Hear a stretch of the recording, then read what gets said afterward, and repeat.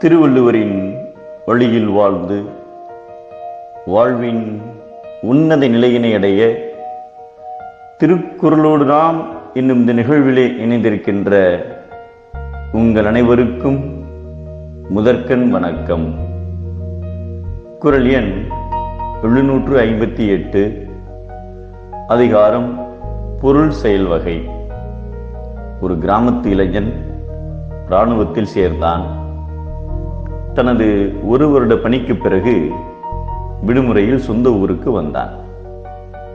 தனது பெற்றோர் குடிசையில் வாழ்வதை மாற்றி ஒரு நல்ல வீடு கட்ட வேண்டும் என்று எண்ணினான்.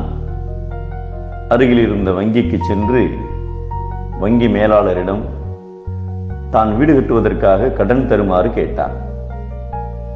வங்கி மேலாளர் அவ்விளைஞனின் மாத வருவாயை கணக்கிட்டார். அவ்வீரனது ஒரு வருட சேமிப்பு தொகையினை கணக்கிட்டார்.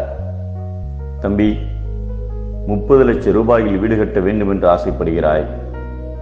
இராணுவ வீரருக்கு கடன் தருவதற்கு எங்களிடம் நல்ல வழிமுறைகள் உள்ளன. நான் இராணுவ வீரர்களை நேசிப்பவன். இருப்பினும் உனது முடிவை ஒரு 5 வருட காலம் தள்ளி வைக்க முடியுமா என்று கேட்டார். அதற்கு இராணுவ வீரர், நான் ஏன் இன்னும் 5 வருட காலம் காத்திருக்க வேண்டும்? நான் எனது பெற்றோரை இப்பொழுதே மகிழ்ச்சியாக வைக்க விரும்புகிறேன் என்றார். தம்பி, நீ சொல்வதும் உண்மைதான். ஆனால் உனது கையில் இருப்பதோ ஒரு வீடு கட்ட வேண்டிய பணத்தில் 10ல் 1 பங்கு தான் உள்ளது. அதை வைத்துக்கொண்டு 90% வங்கி கடன் பெறாதே. மாறாக குறைந்தது 50% உனது சேமிப்பை வைத்துக்கொள். மீதமுள்ள 50% கடன் எடுத்துக்கொள். அது உனது கடன் சுமையை குறைப்பதோடு அல்லாமல் மன அழுத்தத்தையும் குறைக்கும் என்றார். எங்களிடம் பலர் வங்கி கடன் பெறுகிறார்கள். அவர்களோடு நான் கண்ட அனுபவத்தை தான் நான் உனக்கு பகிர்கிறேன் என்றார்.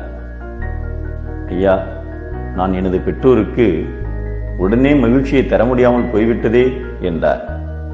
தம்பி, நீ சொல்வது உண்மையல்ல.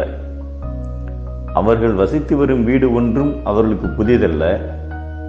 அவர்களின் மகிழ்ச்சிக்காக வாழ்நாள் முழுவதும் கடனிலேயே நீ வாழ்வதை விட உனது சேமிப்பில் ஒரு வீட்டினை ஆரம்பித்துப்பார். அதன் மகிழ்ச்சியே அலாதியானது என்றார். அதனை கேட்டு மிகுந்த தெளிவுற்றவராய் அந்த இளைஞனும் தனது 5 வருட சேமிப்பை தொடங்கினார்.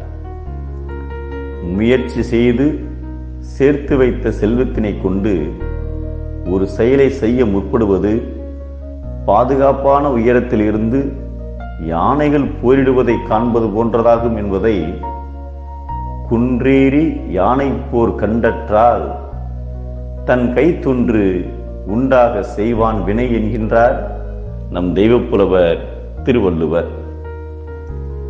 முதலீடு இல்லாத தொழில் சறுக்கும், முதலீடே நம்பிக்கையை வளர்க்கும்.